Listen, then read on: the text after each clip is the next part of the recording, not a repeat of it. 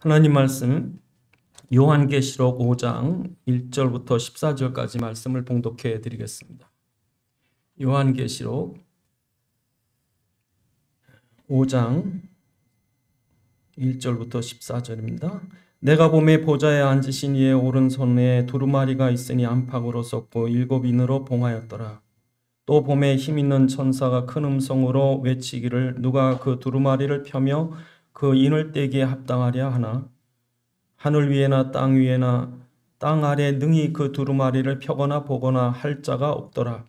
그 두루마리를 펴거나 보거나 하기에 합당한 자가 보이지 아니하기로 내가 크게 울었더니 장로 중 한 사람이 내게 말하되 울지 마라. 유다 지파의 사자 다윗의 뿌리가 이기었으니 그 두루마리와 7인을 떼시리라 하더라. 또 내가 보니 보좌와 네 생물과 장로들 사이에 한 어린 양이 서 있는데 일찍이 죽임을 당한 것 같더라. 그에게 7뿔과 7눈이 있으니 이 눈들은 온 땅에 보내심을 받은 하나님의 7영이더라. 그 어린 양이 나와 보좌에 앉으신 이의 오른손에서 두루마리를 취하시니라. 그 두루마리를 취하심에 네 생물과 24장로들이 그 어린 양 앞에 엎드려 각각 검은과 향이 가득한 금 대접을 가졌으니 이 향은 성도들의 기도들이라. 그들이 새 노래를 불러 이르되 두루마리를 가지시고 그 인봉을 떼기에 합당하시도다. 일찍 죽임을 당하사 각 족속과 방언과 백성과 나라 가운데서 사람들을 피로 사서 하나님께 드리시고 그들로 우리 하나님 앞에서 나라와 제사장들을 삼으셨으니 그들이 땅에서 왕노릇 하리로다 하더라. 또 내가 또 보고 들음에 보좌와 생물들과 장로들을 둘러서 많은 천사의 음성이 있으니 그 수가 만만이요 천천이라. 그 큰 음성으로 이르되 죽임을 당하신 어린 양은 능력과 부와 지혜와 힘과 존귀와 영광과 찬송을 받으시기에 합당하도다 하더라. 내가 또 들으니 하늘 위에나 땅 위에와 땅 아래와 바다 위에와 또 그 가운데 모든 피조물이 이르되 보좌에 앉으신 이와 어린 양에게 찬송과 존귀와 영광과 권능을 세세토록 돌릴지어다 하니 네 생물이 이르되 아멘하고 장로들은 엎드려 경배하더라. 아멘. 기도하시겠습니다. 아버지 하나님, 이 시간 주의 말씀이 성령의 감동으로 전달되게 하셔서 우리로 하나님의 살아있는 음성 듣게 하옵시고 우리 깨닫는 지각 허락하셔서 하나님 말씀 안에 주의 소원과 뜻과 계획을 알게 하시고 주의 말씀에 붙잡힌 바 되게 하옵소서. 우리 주 예수 그리스도의 이름으로 기도드리옵나이다. 이 코로나라고 하는 세계적인 재앙을 저희가 보면서 이전에 없었던, 이제는 재앙이 한 나라에 국한되는 것이 아니라 이젠 전 세계적인 재앙이 되어버렸습니다. 지금 이 코로나뿐 아니라 지금 전 세계가 기후 때문에 어려움을 당하고 있고 온갖 지금 이 공해나 재앙들이 이제 세계적인 문제가 되어버렸습니다. 그래서 사람들 중에 이러다 예수님 오시는 거 아닌가? 왜냐하면 이러한 지금 코로나 같은 현상이 지금 계시록에 일어난 현상이에요. 종말적 재앙, 온 세계에 임하는 종말적 재앙의 현상으로 보이는 거죠. 그러니까 이제 주님 오실 때가 됐나? 이런 느낌을 저희 갖는 거죠. 그러니까 지금 신자나 불신자나 모든 사람이 종말이 있다는 걸 알아요. 끝이 있다는 건 압니다. 사람이 자기 죽을 때가 있다는 것도 알거든요. 그러니까 성경에 보면 처음이요 나중이요 시작과 끝이라고, 알파와 오메가, 시작이 있으면 반드시 끝이 있다는 거예요.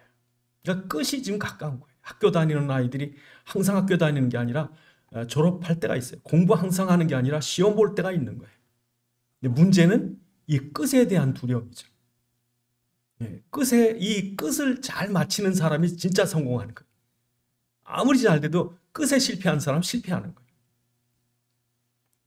근데 사람들은 망망하거든요. 지금 세계 종말이 온다 그러면 그렇지 않아도 지금 지구가 망하면 화성으로 가야 되나 달로 가야 되나 이제 그런 걸 얘기하는 과학자들도 있거든요. 근데 지금 사람들은 망망해요. 어떻게 되는 건가? 앞으로 정말 종말이 온다면 어떻게 살아가야 되는 건가? 그런데 오늘 성경 본문에 보면 그 종말에 이루어지는 하나님의 구원의 비밀한 계획이 있다는 거예요. 지금 불신자들이나 이 복음을 모르는 사람들은 눈이 가려서 안 보이지만 분명히 종말에 하나님의 중요한 구원의 계획을 갖고 계신 거예요. 그게 오늘 본문에 보면 당신의 손에 있는 임봉한 두루마리. 임봉했다는 거는 비밀이거든요. 근데 이걸 누가 뗄 거냐. 무슨 서류가 있는데 거기 봉인을 했어요. 그거 아무나 못 띱니다. 그러니까 그 봉인을 뗄 자가 누구냐. 오늘 본문에 보면 이 요한 사도 요한이 이 계시록을 썼어요. 요한 계시록을 쓸 그 시대가 어떤 때냐? 예? 그때 이미 네로 황제가 그 65년부터 그 네로 황제 있을 때부터 온 지금 로마에 있는 기독교가 핍박을 받고 수많은 기독교인들이 죽임을 당합니다. 그 많은 사람들이 우리를 구원해 달라고 기도하는 거예요. 지금 요한이 볼 땐 너무 급박한 거예요. 하나님께서 얼른 마라나타 나타나셔서 이 교회를 구원하시면 좋겠는데 지금 뭐 수많은 사람들이 잡혀가고 죽어가니까 당신의 구원의 계획을, 구원의 비밀을 이루어 주십시오. 지금 그러는 가운데 요한이 반모섬에 유배를 당합니다. 전설에 의하면 기름가마에 죽으라고 기름가마에 집어넣는데 요한이 안 죽더래요.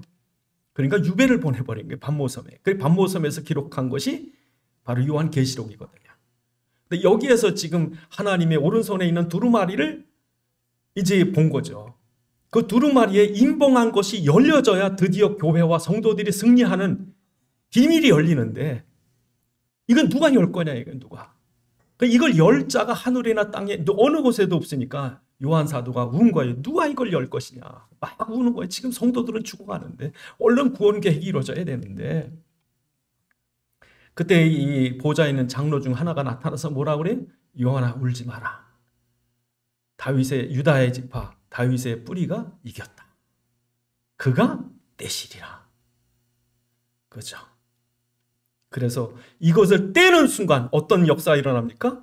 이것을 떼는 그 인을 떼는 그 역사의 주인공이 딱 나타나니까 그제서 이제 찬송이 시작되는 거죠.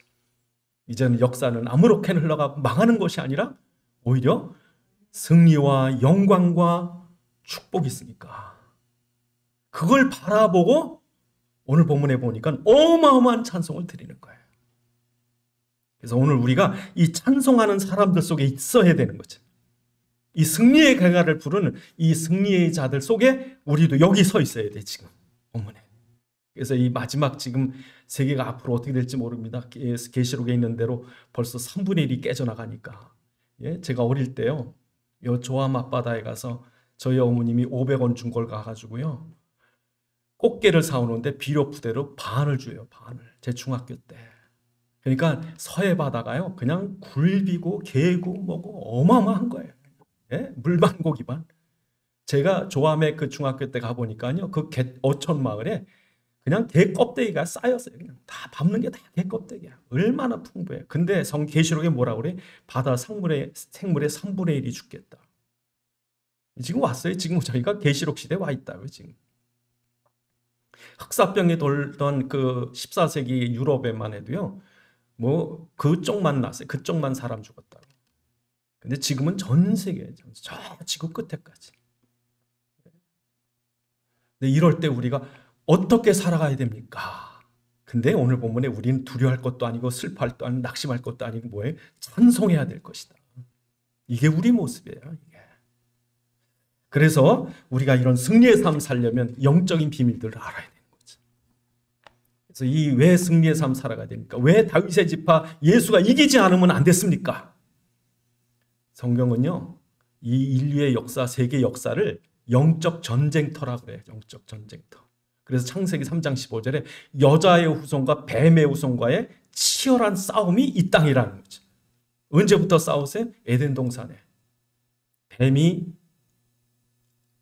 하와와 아담을 유혹하고 타락시키고 그로 말미암아 세상 임금인 사단이 모든 권세를 가지고 세상을 저주하고 공격할 때 아담과 하와에게 하나님이 주신 승리의 비밀을 딱 주시는데 그게 뭡니까?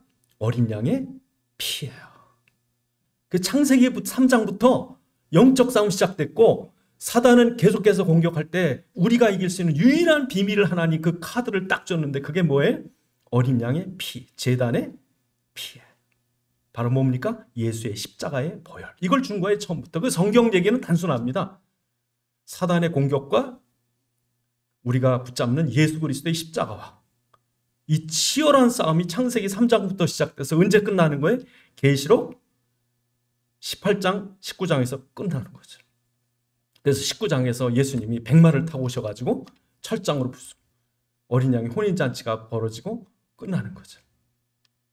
그러니까 계시록에 있는 것은 단지 계시록의 쪽 싸움이 아니라 전 세계를 아우러서 이런 영적 싸움을 싸우고 있는 거예요. 그러니까 사단이 노아 시대에 보면 하나님의 아들들로 하여금 전부 그리스도를 다 잃어버리게 해서 세상으로 다 빠져나가게 해서 세상의 재앙입니다.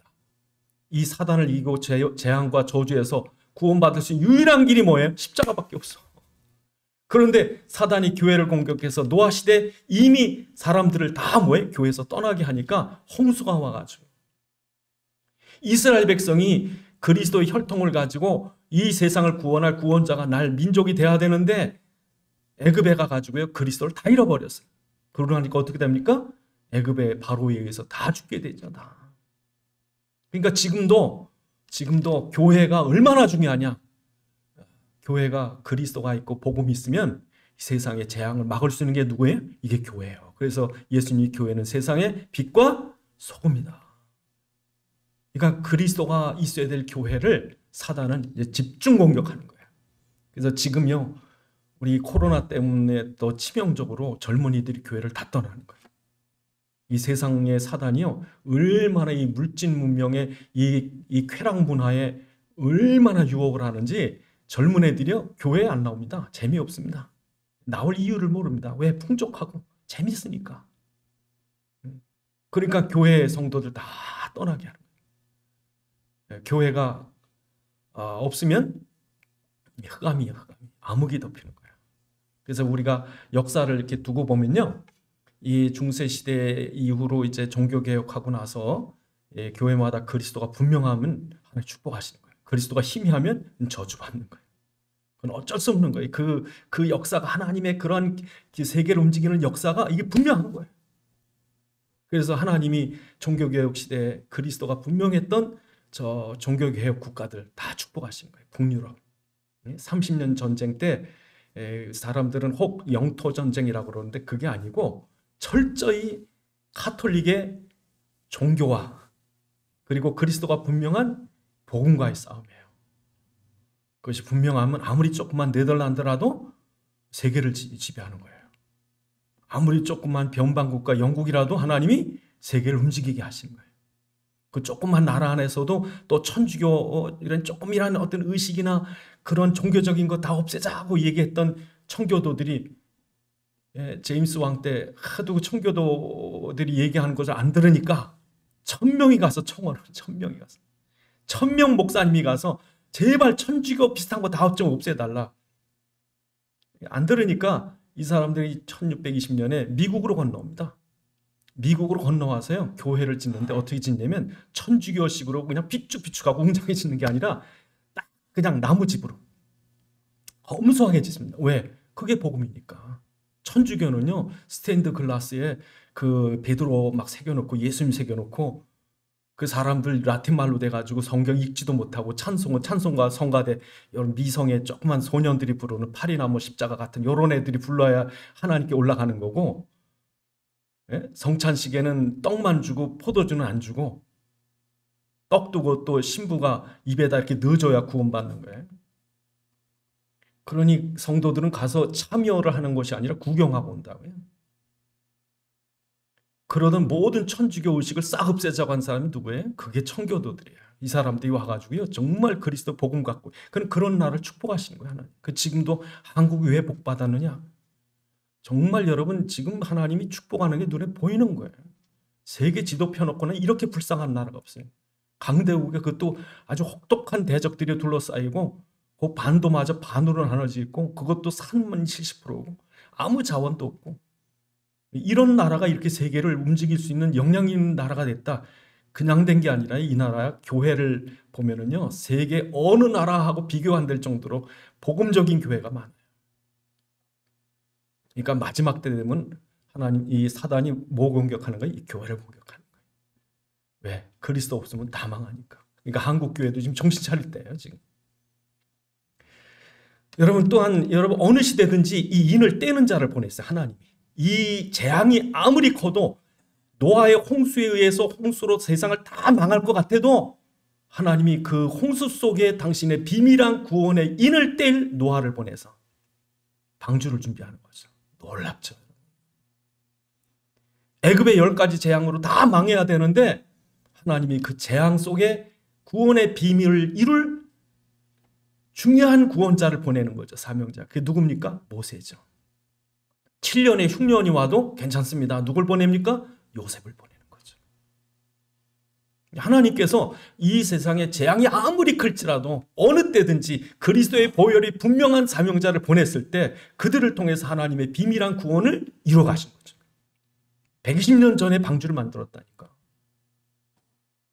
그러니까 지금도 여러분 이 마지막 때 어떠한 재앙이 어마어마한 이 재해가 이 세상에 쏟아질지라도 그 재해나 재앙을 보고 두려워하지 말라는 거예요. 여러분 선생님이 회초리 들고 회초리로다가 종아리 친다고 여러분 회초리 무서워해야 되니까 선생님 무서워해야 됩니까? 근데 사람들은 회초리 무서워서 벌벌 떨거든. 회초리를 무서워할 게 아니라 선생님을 봐야 돼. 선생님의 사랑을 받으면 안 맞는 거예요. 그러니까 지금도 이 마지막 때, 이 재앙 시대에 중요한 오늘 본문의 키가 뭡니까? 인을 뗄 자가 있다는 거예요. 이 사단은 교회를 공격해서 그리스도를 모르게 하지만 교회는 이 인을 뗄 자를 제대로 붙잡으면 오히려 하나님께서 승리자의 편에서 찬송을 부르게 한다니까. 그래서 오늘 본문에 보면 이 요한이 우니까 장로가 아니다. 다윗의 뿌리에서 이 사단의 권세를 이긴 자가 있다. 그가 누구시다? 예수 그리스도시다. 그가 인을 뗄 권세를 가졌다 하는 거죠. 그래서 여러분 하나님께서 보좌에서 그 두루마리를 누구께 줘요? 예수님께 주는 거예요. 네가 이걸 움직여라. 그러니까 여러분 예수님께서 이 보좌에 있는 이걸 다 받을 수 있는 자격이 뭐냐면 십자가에서 사단을 꺾으신 거죠. 그러니까 사람들이 지금도 세상을 누가 주관할까? 어떤 위대한 지도자가 나타나서 대단한 대통령이 나타나서 나라를 이끌어갈까? 천만의 말씀이에요. 여러분 그 아무리 대단한 사람도요 자기 앞가림도 못해요. 여러분 사람들 보면 벌벌 떠는 게 뭡니까? 건강, 미래 문제, 자녀 문제. 그러니까 아무리 대단한 사람도요 벌벌 떨어요. 자기 문제도 해결 못하는 사람이 어떻게 남의 문제 해결하고 어떻게 여러분 영적 문제 해결하고 어떻게 저주 문제를 해결하고 어떻게 사단의 문제를 해결합니까? 이 문제 해결할 자는 누구밖에 없다? 사단을 꺾으신 하나님의 아들이 나타나신 것이 마귀의 일을 멸하려 오셨다. 요한일서 3장 8절에 창세기 3장 15절에 여자의 후손이라서 뱀의 머리를 밟으신 그 그리스도만이 인을 뗄 권세가 있는 거죠. 그래서 여러분 6장 1절에 보시면 6장 1절에 보면 내가 봄에 어린 양이 7인 중에 하나를 떼시는데 그때 언제입니까? 어린 양이 인을 떼기 시작하는 거예요. 여러분 계시록에 보면 하나님의 이 구원의 역사가 인의 재앙부터 시작됩니다. 이제 착착 이루어져 가는 거예요. 애굽의 10가지 재앙이 나일강이 피가 되고 개구리가 퍼지고 파리가 나타나고 그 모든 일들이 착착착 구원의 역사의 이 단계처럼 그리스도가 이 모든 재앙의 한가운데서 당신이 이 재앙 속에서 당신의 구원의 계획을 하나하나 이루어 가시는 거죠. 그러니까 이분이 누구예요? 역사의 주인공, 역사의 주권자예요. 주관자예요. 어떻게 역사의 주관자가 됩니까? 십자가로. 여러분 세계를 예수님이 주관할 수 있는 중요한 비밀이 하나님의 소원을 들어드리고 우리를 사랑하시는 십자가죠. 십자가. 그래서 여러분 아무나 집에 열쇠를 맡깁니까? 자기 집에 열쇠를 맡기고 우리 집안의 일을 당신이 처리하쇼 라고 하는 사람 누굽니까? 가족이죠, 가족. 그러니까 예수님께서 세상을 다스릴 권세가 있는 이유가, 자격이 있는 이유가 뭐예요? 천지를 창조한 하나님의 소원을 들어드리신 분이고, 또 범죄에서 멸망할 우리를 위해서 당신이 십자가에 못 박이시기까지 사랑하시는. 그러니까 대개 장남이나 장녀들이요 집안일 잘합니다. 왜? 아버지의 뜻도 알고 부모의 뜻도 알고 아이들도 사랑하니까. 그러니까 그분이 누구신 거예요? 그리스도가. 그분이 세계를 다스릴 만한 거예요. 괜히 이상한 강도 같은 사람이 집 열쇠 들고 들어오면 다 죽죠. 근데 다행히 세계를 주관하시는 분은 강도 같은 사람이 아니라 예수 그리스도거든요. 우리를 사랑하시는. 그래서 그가 지금도 세계를 주관하신다. 그래서 그 그리스도가 이 인을 떼시는 권세를 가질 때 모든 생물, 모든 만물이 찬송을 하는 게 오늘 본문의 찬송이죠. 이 찬송을 우리가 지금 드려야 돼요. 우리가. 그러니까 여러분이 막 어떤 재앙이나 어려움 오거든 그 재앙을 쳐다보지 마시고 그 재앙 뒤에서 이 모든 것을 당신의 섭리의 손길로 오히려 구원의 도구로 쓰셔. 홍해를 열어서 구원하시고 구름기둥 불기둥으로 이끌어 가시는, 이걸 봐야지. 이걸 광야 보고 두려워하고 홍해 보고 두려워할 게 아니라. 그러니까 여러분, 하나님께서 우리를 벌 주려고 재앙이 오는 게 아니라 그 재앙이 올지라도 우리를 사랑하시고 보호하시고 구원하시는 거예요. 그래서 오늘 본문에 보시면 우리가 어떤 존재길래 찬송을 할 수 있습니까? 오늘 본문에 주님께서 하신 말씀이 9절에 보시면 새 노래를 부릅니다. 그런데 거기 보니까 그는 일찍 죽임을 당하사 각 족속과 방언과 백성과 나라 가운데서 사람들을 뭐로 사서? 피로 산 거예요. 피로 산 거예요. 이 무리들이 누굽니까? 우리가 누굽니까? 당신의 피로 값주고 산 거예요. 그러니까 여러분들이 죄에 의해서 멸망받아야 할 여러분들의 죄값을 치르고 당신 십자가에서 대신 죽으시는 그 죽음의 값을 치르고 우리를 사신 거예요. 그러니까 얼마나 귀중하다는 거예요, 여러분. 이 세상에 여러분 돈이나 이 세상에 어떤 은근보화를 다 주고도 살 수 없는 죽음에서 우리를 당신의 피로 산 거예요. 그러니까 우리를 당신이 눈동자처럼 아끼는 거예요. 눈동자처럼. 그러니까 재앙 속에서도 여러분을 지키시는 거예요. 얼마나 지켜요? 여러분 얼마나 보호하세요? 당신의 눈동자처럼. 그래서 풀무불 속에 던져진 다니엘의 세 친구들을 보니까 뭐예요? 하나님이 풀무불 속에서도 지키시더라. 그래서 풀무불 속에 던져놓을 때 그 풀무불 옆에 있던 사람 타 죽었다고. 뚜껑 딱 문을 여는 순간 다 타 죽었다고요. 근데 그런 뜨거운, 평소보다 7배나 뜨거운 그런 종말적 재앙 속에 우리를 던져 넣는다고 할지라도 다니엘의 세 친구가 불 속에 들어갔는데 그 불 속에 보니까 이 사람들이 죽지도 않고 타지도 않고, 그 안에 셋을 집어넣는데 또 한 사람이 4명 있어요. 누군가 보니까 그 생김새가 인자 같더라. 누구예요? 예수 그리스도예요. 함께 계신 거죠. 그렇게 해서 그 불 속에 다니엘의 풀물 속에 지켜서 그 예수님 지켜주고 그들을 나오라 그러니까 끄집어낼 수 없죠. 이제 느부갓네살이. 그러니까 나오라 그러니까 나왔는데 뭐예요? 불탄 냄새도 없더라. 이렇게 지키는 거예요. 머리카락 하나도 안 상하고 불탄 냄새도 없더라. 그렇죠? 그러니까 여러분, 세상이 물로 심판을 했는데 노아 시대에 베드로후서에 보니까 마지막 때 뭐예요? 불로 심판할 거다. 어떤 불인지 모르죠. 뭐 수소폭탄이 터질지 뭘 터질지 모르겠지만 그래도 걱정하지 마라. 하나님 우리를 지키시리라. 두 번째 중요한 게 뭡니까? 첫 번째는 우리 자체가 얼마나 귀중한가. 우리가 잘나서가 아니라 대단해서가 아니라 당신이 우리를 사랑하시고 작정하셨고 우리 위해서 피값 주신 가치로 우리를 사랑하시는데, 두 번째는 뭡니까? 이러한 우리 그냥 사랑만 하고 그냥 존재 자체가 아니라 우리에게 중요한 사명을 준 거죠. 그게 오늘 본문에 보면 뭐라고 합니까? 10절에 그들로 그 피로 산 우리들 그냥 피로 산 걸로 끝이 아니라 10절에 그들로 우리 하나님 앞에서 나라와 제사장 삼으셨으니 그들이 땅에서 왕노릇 하리로다. 이게 우리에게 주신 사명이에요. 이게 축복이에요.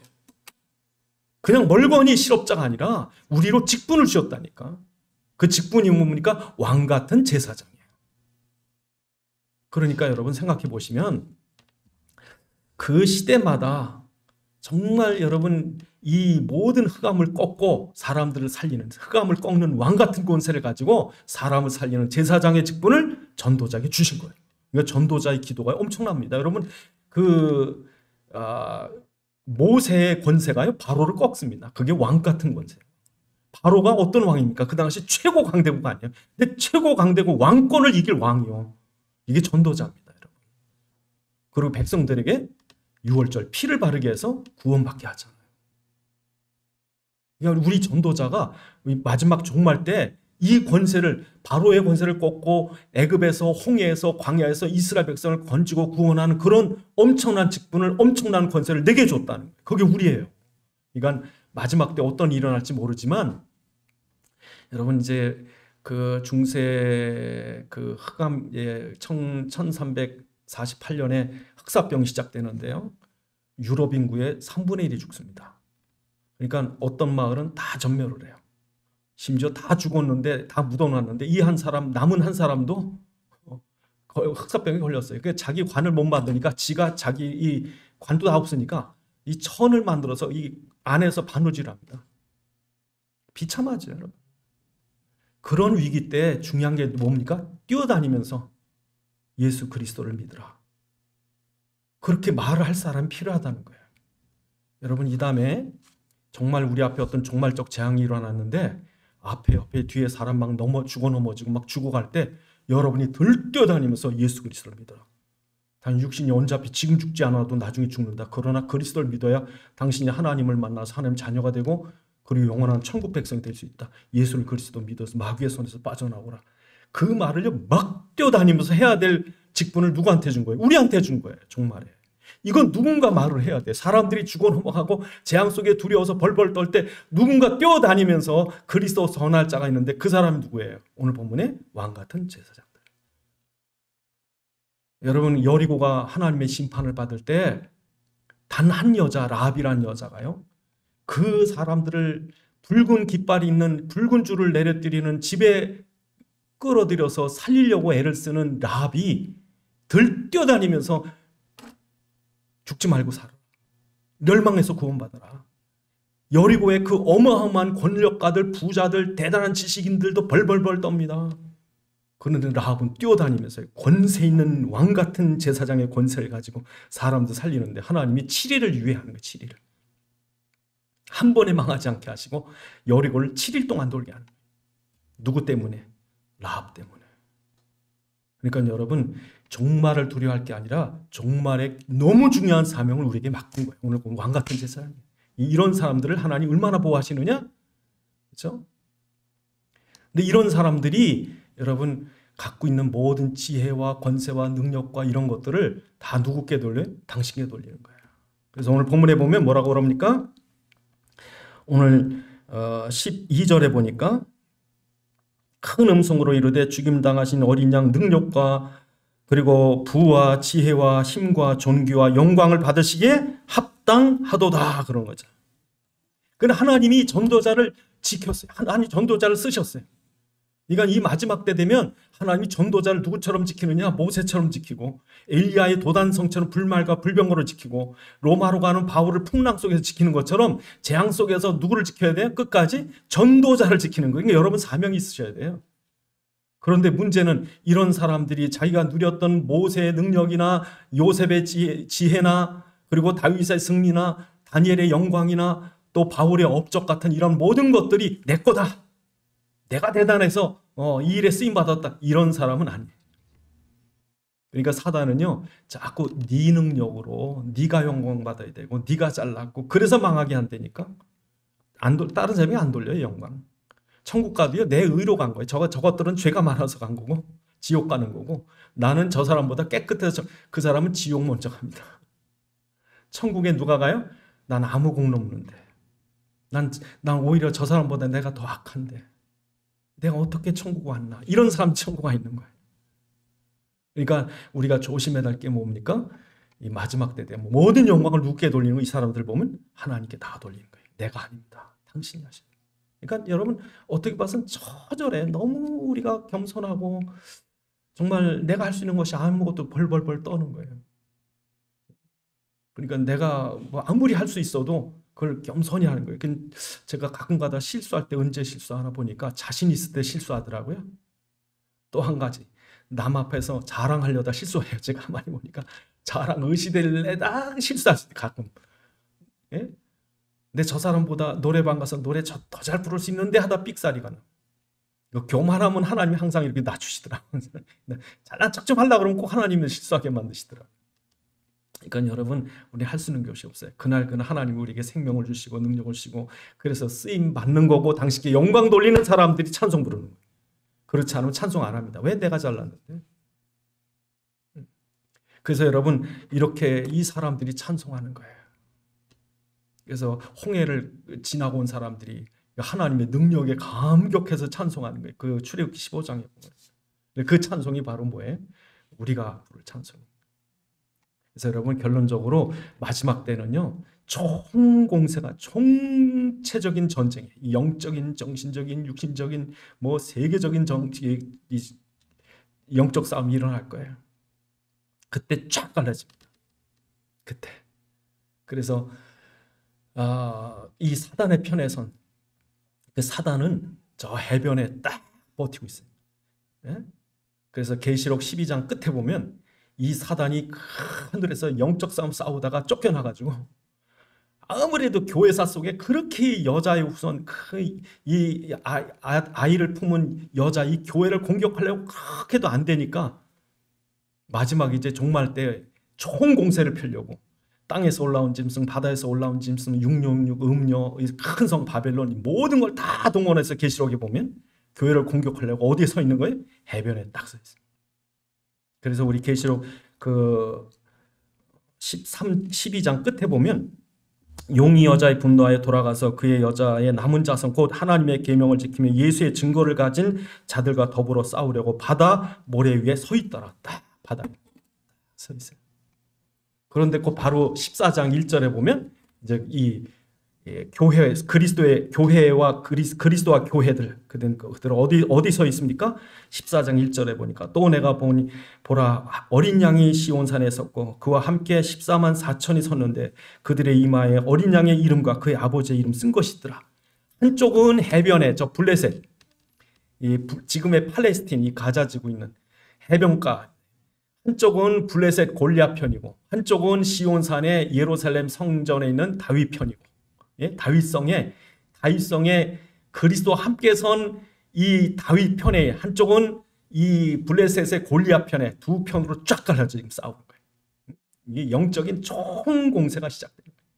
그때 누가 이깁니까? 다윗이 이기죠. 다윗이 골리앗을 꺾는 거죠. 그럼 마지막 때 그런 전쟁이 우리 앞에 있다.